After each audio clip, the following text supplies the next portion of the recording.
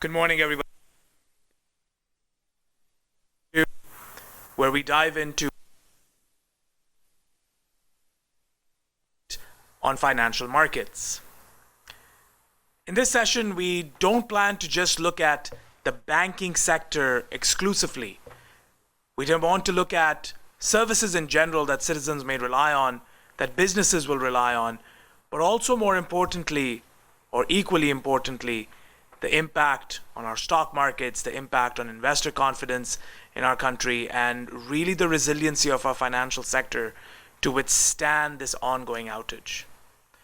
I can confirm for you at this point that we are receiving confirmations that this is indeed a cyber incident, a breach, which has a nation-state motivation attached to it.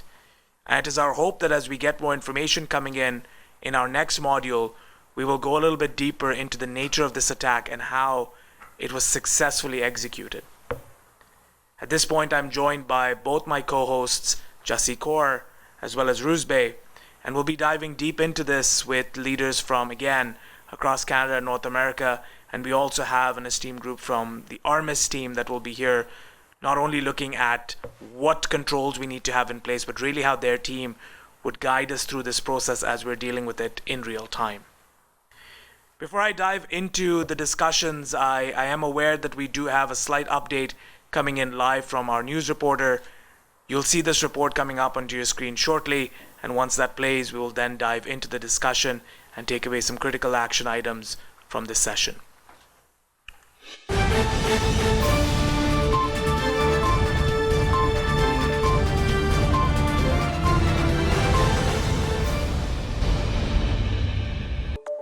Good evening, and welcome to our special coverage on the aftermath of a cyber breach causing a widespread blackout across the nation.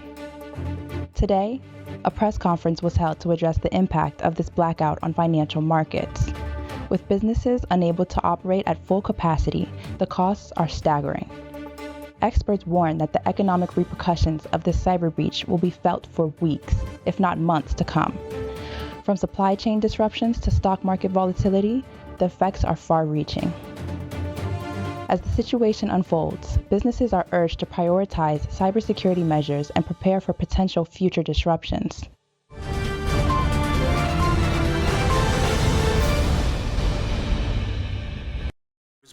Mohammed, if I can bring you into this conversation, and thank you for joining us at this critical juncture. One of the key takeaways from from yesterday, was the idea that impacted sectors must at this point be able to go through an asset inventory and be able with confidence to look at that asset inventory to understand their environment. From your perspective, how could you potentially do that within the financial sectors? What are some critical action items at this point from an asset perspective that you would recommend? Yeah, I think when it comes to the asset inventory side of the house, I think that's pretty much foundational for getting visibility into what's happening on my network, because an asset inventory is much more beyond, especially when you're looking at the different segments and sectors, it's much more beyond laptops and desktops, right? When you're looking at the financial sector, especially, you're looking at the different payment systems and the payment infrastructure, but also how does it interlace with all the other organizations across the globe, across the country as well, and really to be able to understand what the devices are and what they're doing. So when we're talking about understanding and picking up what the threat actors or what some malicious types of indicators of compromise might be, that's where also that behavioral overlay of understanding as well. What are my most critical assets? Are they actually protected? Am I seeing behavioral anomalies or any type of malicious behaviors on those? These are some foundational questions to be able to establish in order for us to start responding and helping contain the incident as well. Yeah, beyond that, so we're actually looking at the infrastructure itself. Okay, so when it comes to building management system, for instance, we actually look at generators. We're looking at and how we control them. We're looking at HVAC systems. We look at data centers, and the reason why I'm actually looking at that is to understand the status of these devices and how they're actually preserving the functionality of the underlying financial systems to provide the service, okay? So if we actually have a power outage, all these systems will have to kick in. Generators will have to kick in, UPS will have to kick in to supply that financial service to the public and to the rest of the infrastructure. Noted. Mark, if I can, I'm looking for some critical action items on this point. Is one of the things that we talked about yesterday was the idea that the energy service providers, the healthcare environments are located within close proximity of backups, potentially even close proximity of other essential services. The financial sector, the banking sector specifically, one thing that you often hear is very close proximity to internet exchange points, reduced redundancy and latency. What are some critical items that we need to be looking at to ensure that these banking environments, financial environments, can withstand this outage for a longer period of time? So I'd expect that the core operations are probably still fine. They'd be prepared for that. It's the customer touch points that are going to be the most affected. No different than when we had our internet outage and people couldn't pay for their lunch or their gas on the way to work. It'll be exactly like how in healthcare, it's the pharmacies that stop working. And so preparation for this kind of disruption would need to extend out to the customer touch points. So retail and any place that transactions happen. At this point, people are going to be exchanging paper if they have it. Amar, can I bring you closely into this? And Mirza, will go to you and Jack as well. Amar, at this point, from your vantage point, the services that you provide to not just students, to citizens that may rely on your services as well, what are some action items that you're doing to ensure that people that have cash, for example, can access these services? And what are some steps that you would be taking at this point to at least ensure some continuity of service? So, yeah, that's and it's kind of a funny thing that everybody's been saying, because who carries cash anymore, right? It's always, I'm going to tap, right? So none of that's working now. At least thankfully, we have many services that still do take cash. So if people had cash, we are able to do that. But the problem is beyond that. The registers aren't working because there's no power. Right now, people have to go get paper and pens and make sure that even from an inventory perspective, they're writing down, okay, I sold 2 bags of chips, and this was the brand, because, usually you're scanning it in. So then even from your stocking perspective, what your stock levels are as they go down. So you've introduced all this extra work. And to be honest with you, I fear people don't write anymore. Right, they're typing all the time. So how does that affect us? And stores are losing inventory because they're not being tracked properly. And cash, you can't open the till. Well, maybe you got the key and you finally were able to open the till. And you got to reconcile, and you have the slips for reconciliation so that it's all done properly. There's just so much to it that you think, oh well, it's only money, you can take it, but there's a lot behind the scenes that need to be addressed. And I don't think people think of that, right? They just think, hey, the power it's there. It's always there. Yeah, we lose it once in a while in a storm, but not a big deal. College generators will kick in for whatever time. Well, we don't have power for everything. We don't run the tills, and yeah, maybe the fridges we're running to keep them going. But from that perspective, the ATMs are probably not working as well, so no one's getting any money. So they need to prepare. Again, we talk about preparation. People need to be prepared. Do you have the paper forms ready if you need to? Right, go and are you able to have that tracking mechanism that will keep you whole?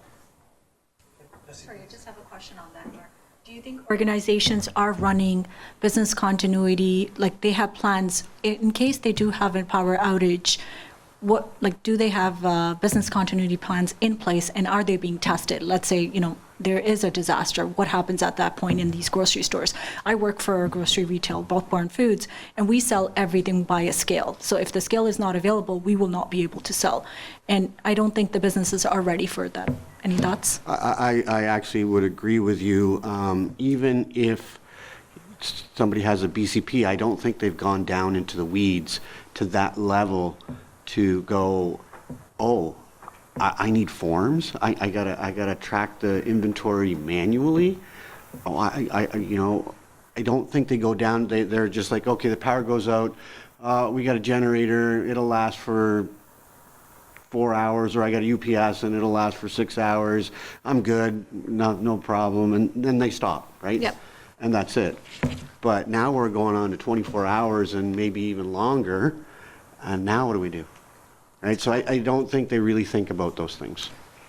And if I can just add on that, great point and great question. I think it's a matter of when we're thinking about disaster recovery, BCP, when we're thinking about backups and things like that, it might be more from a power perspective that our devices will come online, right? So even going back to the asset inventory element, it's really looking at it from, or organizations need to start looking at it more from a service enablement perspective, like Carlos, you were mentioning, and really understanding the workflow behind it. And then we can identify what are the significant points of either failure or things that we have overlooked that'll actually cause our workflow, in the case of a power disruption, to actually fall apart.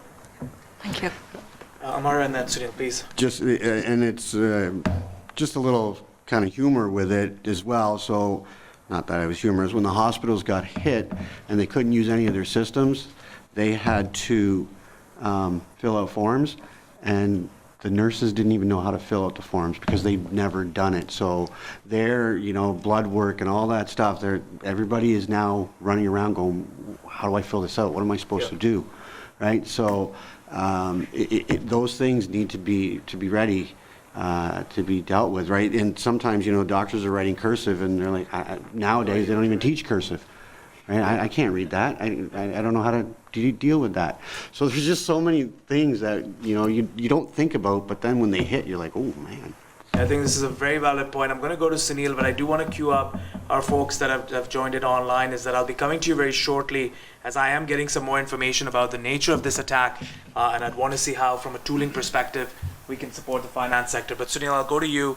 You had something to add to what we just said. Yeah, I'll keep it short. I think one of the key things that I liked you highlighted, Amar, was essentially you have to work from the customer backwards. And if you look at it from that perspective, as technology leaders, as CISOs, or whatever your role is, and I've certainly tried to do this within the last decade more so than I ever had, is to think about a customer perspective, working from the customer back to what I do.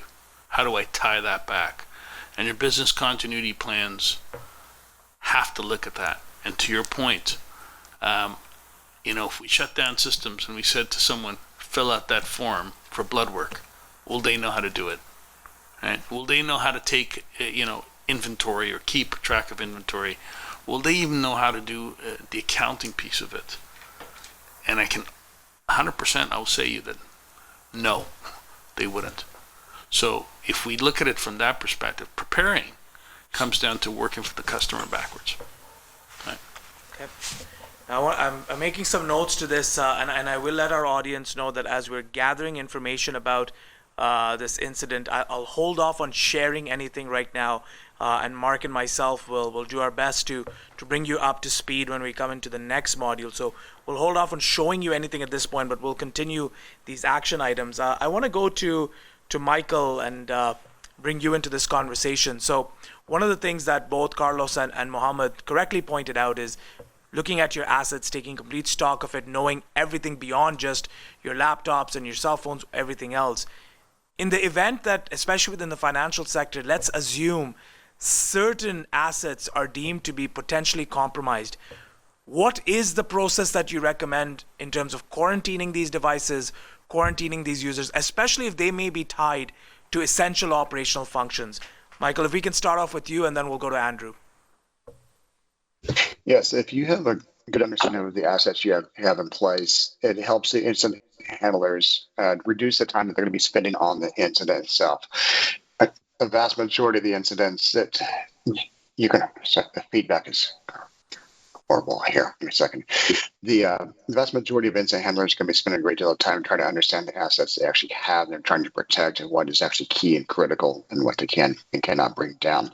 If there are plans in place of what the processes can be to bring the systems down and what kind of backup mechanisms in place, whether it be a like-for-like type of technology or specific secondary type of process to manage the pieces of that infrastructure would be key to look for. Now, if that's in place, definitely, and has been tested, definitely push that process forward. If not, you got to bring in the key stakeholders to understand what the impacts will be when you actually bring those systems down and the timeframes you could actually bring down, as well as the processes you would need to actually perform the analysis and the remediation steps to make sure that you can bring the systems back online safely and securely. Okay. Andrew, anything you want to add to what was just shared? Yeah, I think Mike did a great job. Ali, can you mute? I think one. Yeah, you can try. Can we mute that? Yeah, that feedback was a bit crazy. Yeah, I think Mike took through a great process of how to do that. I would say also in this, since it's a nation state, if it was a script kiddie, you wouldn't worry too much. But this is where you need to protect your backups as well. So a lot of banks and financial institutions use things like EMC storage online because they've got a large amount of storage they need to take. So I would start taking them offline and segregating them so they've got a good backup. For example, is the nation state could start doing what they call salami slicing, which is corrupting not every record, but a few records, like the stock market, a number of stocks. And then if they do that over a few days, you can't go back to a backup, right? So this is really important to say, hey, this is the time where we also prepare all the branches, and given the power outage, we'll be back to offline mode. I'd also like to say that it's about confidence in the economy, right? So the banks are critical for everyone's business today. The other thing there is what a lot of people are saying about offline paper.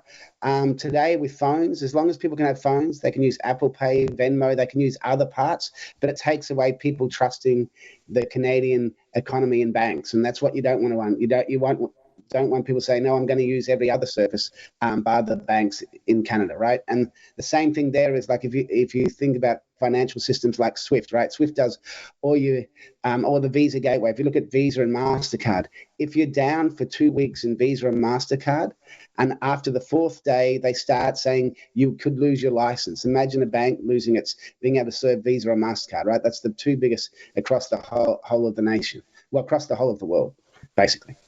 So in that containment process, it's always about what is the controls we have in place to reduce if it's a critical system, to reduce the output, the outcome, right? So the bad outcome. So you look at, do you have firewalls, IPS, IDS to say, hey, is it this sort of attack that's coming in? Can I block that attack? So you go through your logs, you look at your firewalls, your IDS, IPS, your EDR tools, all the tools that you've got at your disposal. And where possible, you want to keep that service running. Is it a user that's having that problem? Is the user attacking us? Is it from a geographic region? Can I stop that geographic region? Can I look at this attack vector or say, can I do a quick fix to this? Can I move this service to another place very quickly and do deception of that application to say, hey, they think they're going to the real one now, but we've just spun the other one up and we're now moving those users through a WAF to another location, right? So the whole thing in banking is, and in the years of banking I've been a part of, 22 years in banking, and the thing there is a lot of times you don't want to stop the attack. As soon as you stop, they escalate it, you slow them down. And if you can slow them down significantly, then the outcome they get is not what they're after. So if you can slow that path they're going through and doing stuff and doing a little disruption, but it's taking them a long time to meet their action objectives, they go for another easier target. And that means they'll escalate to some other. They went from the utility. If they're getting slowness there, they'll go, oh, let's go to somewhere else, like, travel or, other parts of medical or other utilities. I really appreciate that perspective. And Jack, if I can bring you now into this conversation because we are hearing a very powerful statement made by Andrew, and something of consideration is that the integrity of our future operations also come into question over here. From your perspective, from an insurance standpoint, the impact that this attack could have, and if it spreads into the financial sectors, what is top of mind for you right now to ensure that from an insurance perspective, not just the banks, but our other smaller to medium enterprises, payment processors, etc., have what they need to withstand the fallout from this nation-state attack? Yeah, so it's, we would expect that large organizations like banks and utilities are going to have a lot of this stuff in place. We talked a little bit before around sort of SMEs, SMBs.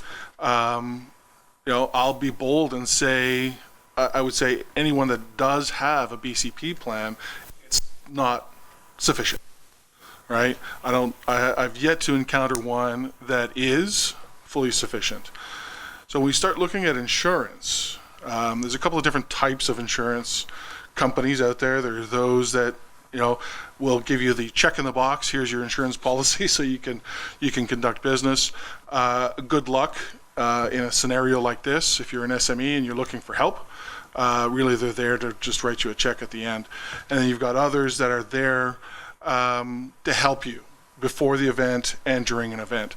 So what I would be looking for is how can we help our SME customers, whether they're just sort of holding on, waiting for this to be over so they can hit the ground running when the power comes back, or they're a small business, a convenience store, a pharmacy, what have you.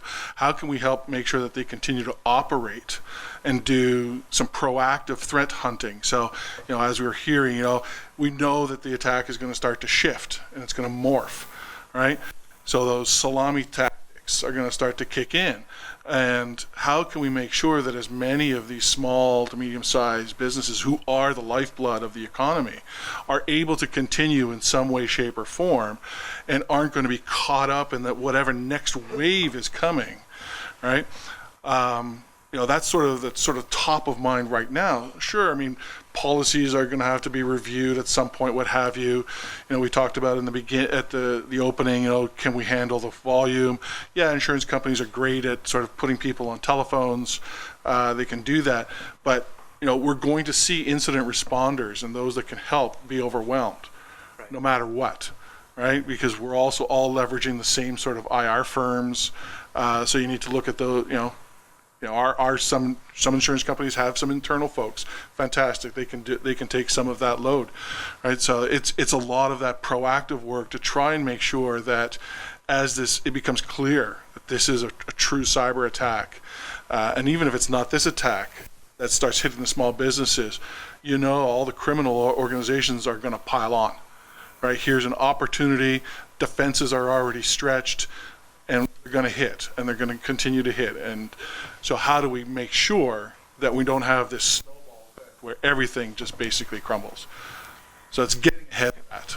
And how do we help customers do that? Andrew, if I can, Roosby, you want to add something? Please go ahead. I wanted to add something about a couple of colleagues. You did mention BCPs, business continuity plans. I agree with you. I haven't seen a financial institution that doesn't have a BCP plan, but also haven't seen one that I would consider sufficient. One of the key elements in a BCP to be effective is to run a drill on it and exercise it. And it's important that, like in most instances I've seen, BCPs are done in silos and in piecemeal. I've rarely seen a drill where we come into a scenario like that, simulate a scenario like that, and say, let's just assume everything's down. IT is not even working. Now let's see how to bring things back up. Those things I think are important. That you need to drill it, and you need to drill it with a scenario like this in mind, where just everything is down, and need to bring everything back up. Yeah, I mean, you're 100% right there. I mean, a lot of times these are IT or technical led situations, right? And we don't look at the business itself. Absolutely. And how does it operate? And when I say, I would say most don't have BCP plans or even sort of a real plan. It's really, I'm looking at the SME space, obviously not so much financial institutions. I really hope that my bank has a BCP plan. Mirza, go ahead, please. Okay, so first thing is when we talking about the BCP and we are over one day, every organization, they have a BCP plan and they know how long they can survive. And if it is above the threshold, they'll say, okay, just stop it for now. So it's not like in the BCP, we are over one day and some organization says, okay, after one day we have nothing. It's not just us, it's like across the whole province. So we'll just stop it for now. So we can go offline for now. The only thing that I'm thinking about the financial impact on the organization where you get hit, because the insurance of the cyber attack, it's not just the recovery, it's about the reputational damage, because the news spread faster than the wildfire without any confirmation. Second is about the lose of the confidence from the market because your infrastructure is not sustainable or reliable. Third is the cost of the recovery of the services that's been impacted. Fourth is the cost of the investigation that took place or that will taking place, what happened. Cost of the lose of the market share. And yearly business goals, what you define for this year, it's not able to achieve as well. What about the cost of the audit? What about the cost of the legal fees? What about the financial regulatory obligations and the penalties? You may be penalized because your service is not available and you are essential services. What about the investment in a new security measures that it will not take place?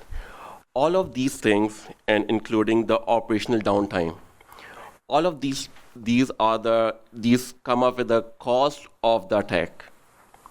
So on an average industry analysis says that like last year, the cost of the data breach is 4.4 million.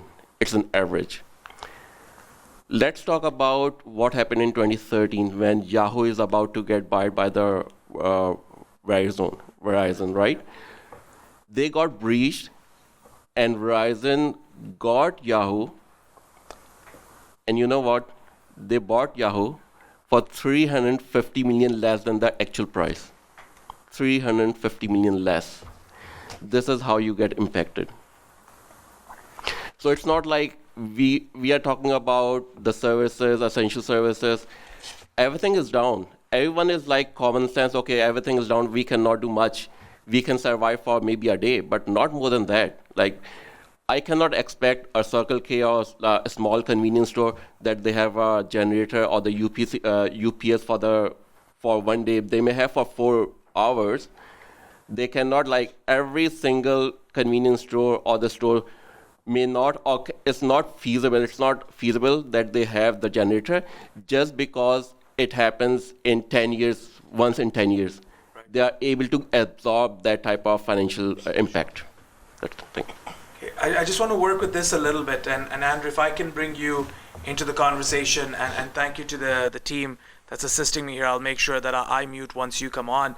Andrew, I have to ask this because it's pressing. And I think people that are watching need to hear this and sort of understand, what this means. From a service diversity perspective, if we look at our banking sector specifically and our large financial institutions, shouldn't there have been some form of geographic? I know that they're not down at this point. We recognize that they have backups and they have generators and all of those things. But how does the geographical diversity of service ensure that we have some integrity in the transactions that we're running and the processes that we're still running while the country is seeing a breach? Is there anything there that can bring back confidence in terms of how our financial institutions are withstanding the impact of this ongoing situation? Okay. Lost audio. Yep, let's just give it a moment. Andrew, just give us one moment. We may have Unmute. Sorry, unmute now. Sorry about that. Yeah, there's a number of ways banks do that, right? So, for example, is for every SWIFT transaction, so an international transaction, they do a thing called like IntelliSense and IntelliMatch. And what it does, it matches both sides of the transaction. So if someone illegally puts something in the SWIFT gateway and it's not in the processing payment process, then that gets detected. So, for example, as a threat actor goes directly to the database, puts into this record and say, I want to get this paid $300 million. There's a process on both sides to do IntelliMatch. So that helps on that way as well. The other part there is payment gateways. So a number of banks, if you look at payment gateways, have more than one gateway, right? And to different gateway providers, right? And even when they use the web, they usually use a different web gateway for what you do for online payment to them doing transaction processing. So there's a number of, the banks, if you look at, in the US, like for SEC rulings, FIAC, you even have to have black fiber between data centers with less than 50 miles for doing things. So they've over time, over the last probably 15 years, the amount of resilience banks have had to go through. And remember, they're under attack every day, right? So, like the power company, it's an attack on them is really hard for everyone, for sure. But they haven't been resilient, and then they haven't been attacked for 20 years, right? Every day. So the level of maturity, if you look at an organization like JP Morgan, 6,000 people in the incident response, right? That's a lot of people. But in a power company, it's probably, 10 to 20, right? And that puts a asymmetric on the threat actor because there's less people having to protect that area. Go ahead, Mirza, please. Thank you, Andrew. And the services available. It's like we have cloud for the last 6-8 years. We should have leveraged the cloud services. So if it is like the service is down just because power outage, it will be down just for you, but it's available. As soon as as it's back up, you can use it, or outside of that outage, people can use it where it is available. So it's not like it's down, it's available, but you cannot access.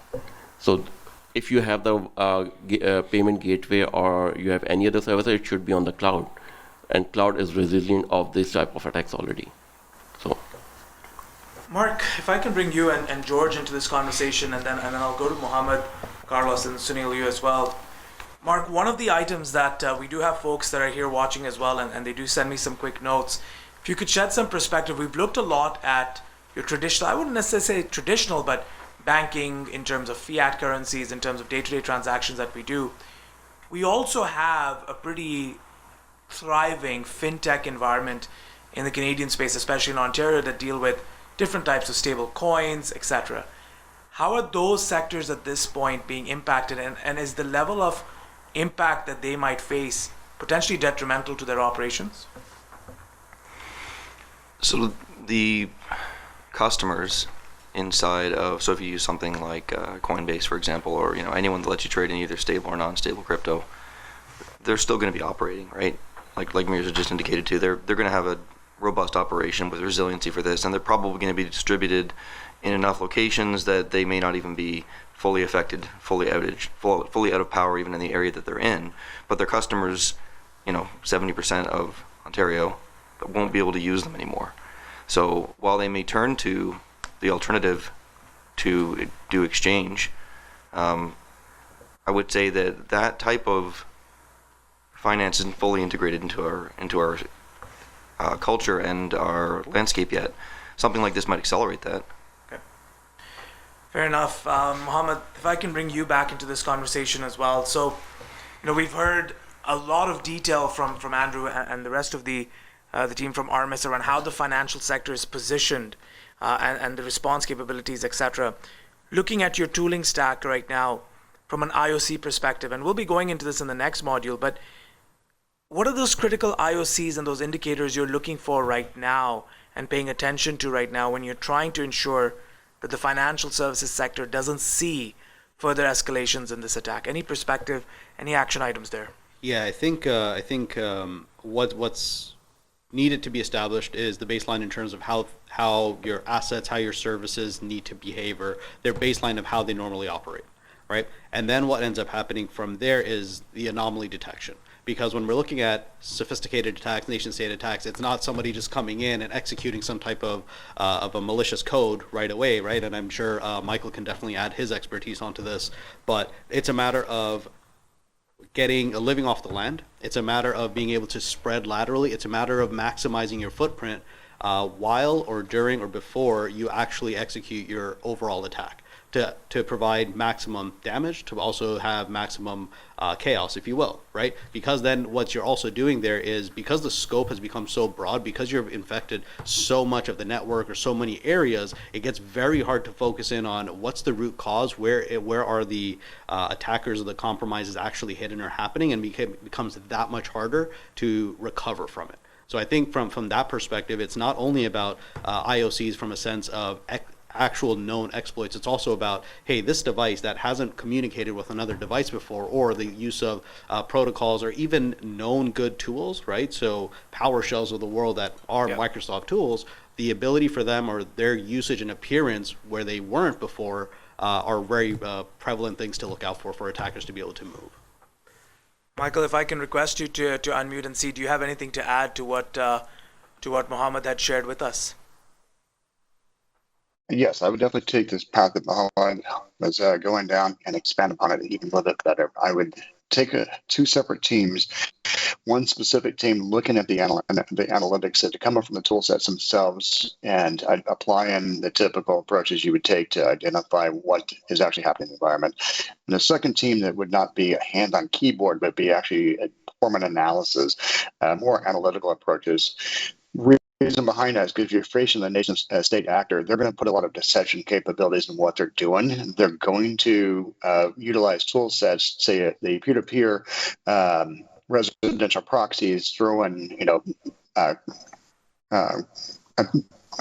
attacks at your Active Directory to actually lock out as many accounts as possible. They're going to be doing tools. They're going to be putting things in place that will deceive the incident responders and make them focus on the wrong things. You have a separate team that actually performs analyticals, structured analysis, competing hypothesis of the actual information coming in, and identifying what the team should really focus on, and let the data help push those few teams separately would help greatly drive the response, both in time factors as well as accuracy in what you're trying to stop and mitigate from the nation state actors.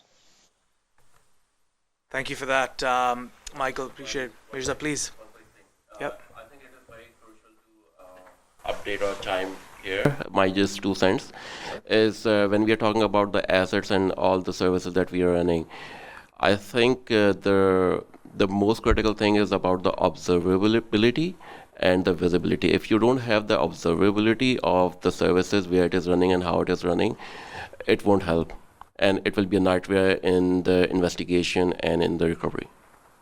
I respect that. And Sunil, I want to bring you now into this. Sunil, sitting in the position that you have, the experience that you have, assuming you were in one of these financial services sectors that have been impacted, of course, by the outage, from a CISO's point of view, what do you want to see now on your dashboard? What do you want observability into, and where would you prioritize your action items? Yeah. So initially, what I would look for is the impact of the critical systems, the operational systems. Right? I would need to understand the health of those systems, and whether it's a heightened awareness around ensuring that we typically, we investigate these types of incidents or alerts. Now I would look for a broader coverage, and I would also look for confirmation from the folks in the operations to say, yes, we've done that, the trust but verify mentality, okay? So nothing gets, hopefully gets missed. Things like systems impacted, assuming there are systems impacted, what are we doing in terms of bringing them back up, right? What stage are we at? One of the things I've experienced, incident response teams are great at going in and saying, okay, we're going to identify backups, last known good. We're going to, build a system from scratch. But what they don't do is give you a sense of What's the progress overall? Is it X amount of systems that you need brought back up that are critical? Now that asset inventory piece, I got to say it, and maybe this shock and awe moment, I would challenge anybody across this table or throughout industry who can say they've got it perfect. If you've got it perfect, please call me. I want to know how, right?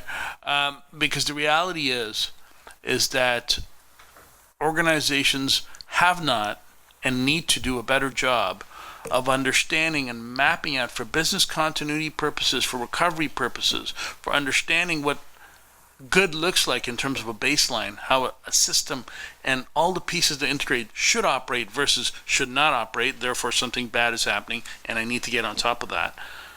But mapping that out, that's a cost that most organizations are not willing to commit to until situations like this occur. So, when I think about this, and we've talked a lot about resiliency, we've talked about loss of revenue, we've talked about operational impact, we've talked about business continuity, we've talked about asset management. These are things that don't boil to the top until you're in a situation as we are today, right? So we have to ask ourselves the question. Again, it comes back to what we're seeing in other parts of the globe. Legislation, jail time for the people who've made a decision, right? Because ultimately, as a risk manager, my job is to make sure to identify those risks. My job is to ensure I recommend a way to remediate that risk. My job, from a business perspective, is to say whether it's a good idea to take it on or not. Your job is to now say, as a business decision, what are the trade-offs? That's the key piece that's missing here, the cost factor, right?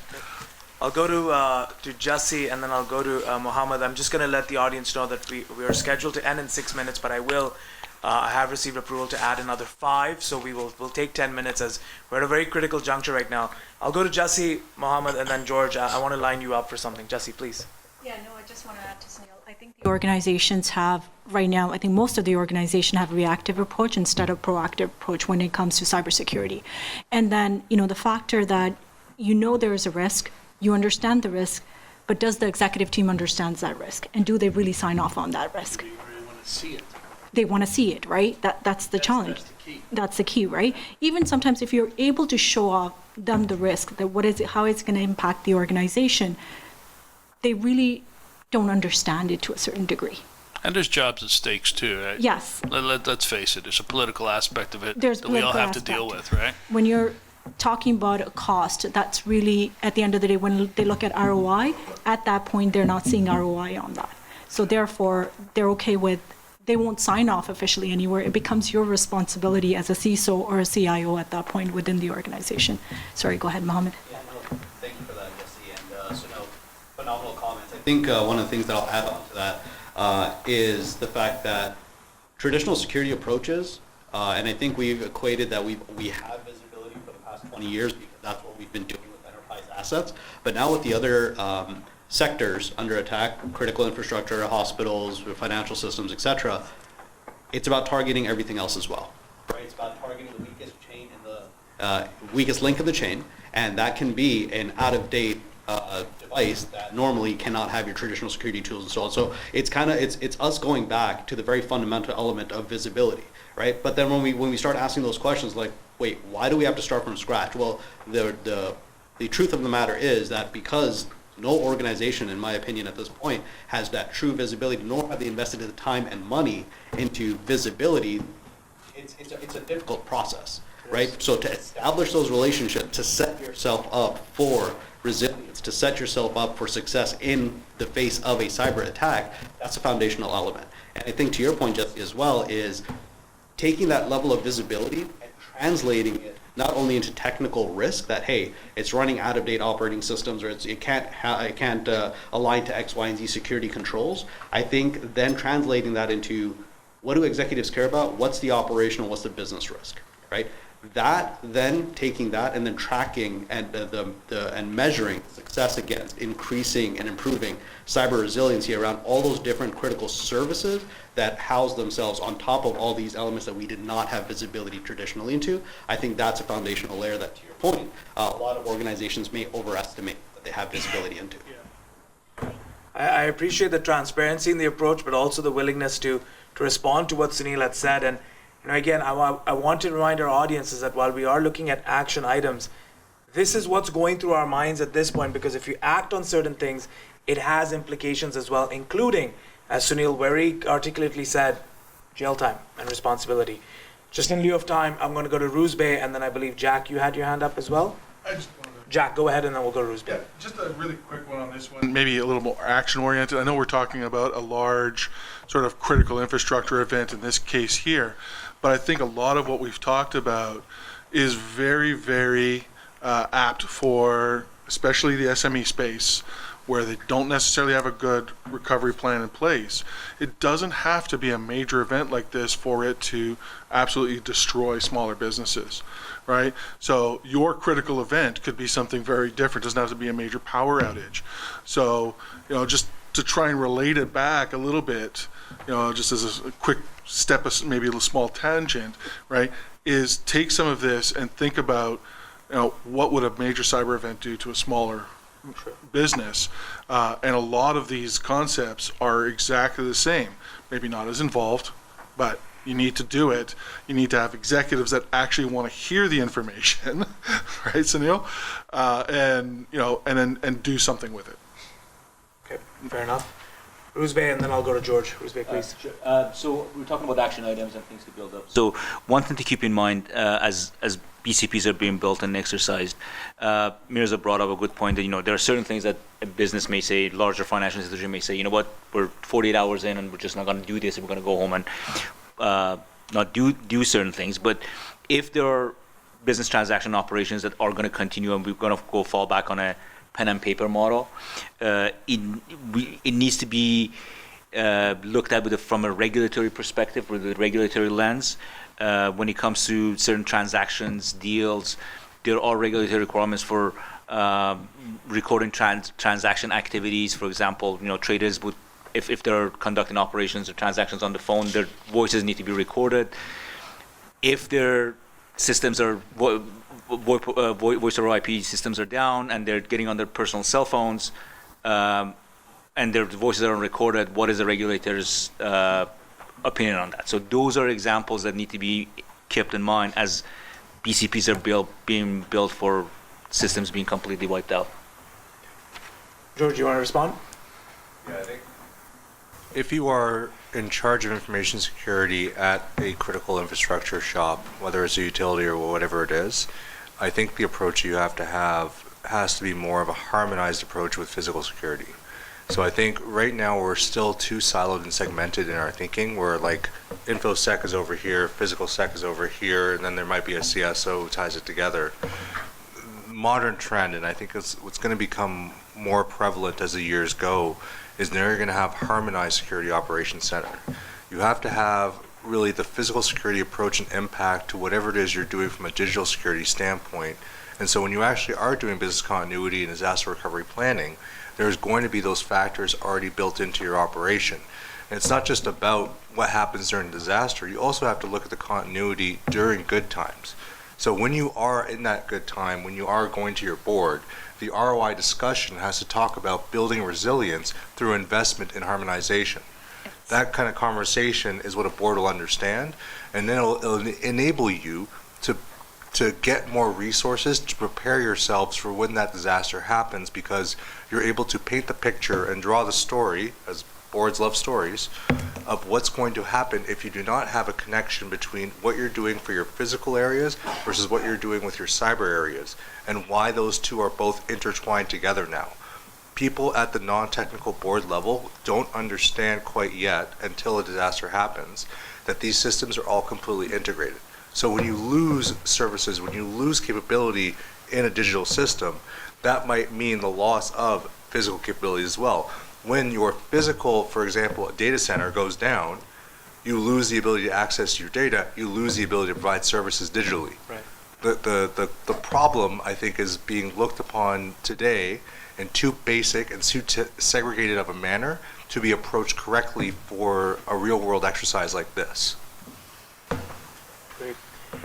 Mark, if I can just loop you in for a closing comment, and then alongside my co-host, we'll take away some action items and wrap up in 3 minutes. Mark, yesterday you mentioned a lot about regulatory bodies, and in the financial sector, FSRA would come to mind, the Financial Services Regulatory Authority. How do you propose at this point that they be engaged, and would they already have been involved in any way? Any perspective that you can shed for us for that? So that probably depends on the strategy of the financial institution. One of the things that Rizbe mentioned was if you're operating in a degraded model, you're probably breaking the rules, and maybe you have to. So it would be worth it to, inside of your BCP, put what your assumed degraded mode of operating is, how that's going to work, and if there's any regulatory or audit challenges as part of that, and then document your purposeful violations and communicate with your regulator about it, or alternatively you may just not operate, right? Then having that discussion ahead of time rather than in the emergency is a really good idea. Okay. Well, everyone at the table, thank you. Things are evolving as we go along, and to our audience that's watching online, I hope that both the operational and the technical perspective that came to us, I want to thank the team from Armis for stepping in on short notice and ensuring that we can contextualize our tools within this financial sector. I hope all of you have taken away some critical items. Jussi and Rizbe, I'd say that if I could ask you, what were, Jussi, from your perspective, 2 top takeaways that you got from this session that our audience should also be reflecting on? I think one of the biggest takeaways, having that proactive cybersecurity measures in place and actually running through your BCP plan on a proactive basis rather than reactive basis. That's one. And then the second thing is looking at it from a customer back-end perspective, building your BCP plan based on that. I think that's the key takeaway here. Thank you. Rizbe, 2 takeaways. In addition to what Jassie just mentioned, so exercising the BCP, I think, is important, just making sure that from end to end is tested, the part of that proactiveness. I think there's an element of being proactive. And the other element is making the leadership, the board, and the executives understand the integrated nature of a recovery and a defense against this type of attack. I think it's quite important. Yeah, lots to take away. I think for me, Andrew, your point of while some transactions might still be taking place, ensuring the integrity and the controls are in place to ensure that those transactions, while customers are offline, they are dependent on you to maintain their financial data and making sure you have those controls and looking into them right away. But I think, for a closing comment, Amar's point that at this point, even if we are to go to paper and pen and paper, the fact that a lot of folks may not even remember how to write properly and then contain those documents such that there's no further escalations really brings to light how far impacted our financial sector truly is. With that, I want to thank everybody for joining us, thank the leaders at the table, and we'll be taking a short break. There'll be a presentation regarding a tool utilization, and then I'll be back with our next session where we'll be focusing on the impact on utilities. I hope you'll be able to join us. Mark will be my co-host for that, and we will now be diving deeper into the nature of this attack and explaining to you what we're seeing and what we're hearing. Thank you for joining us for Defend the North, and I'll see you very shortly.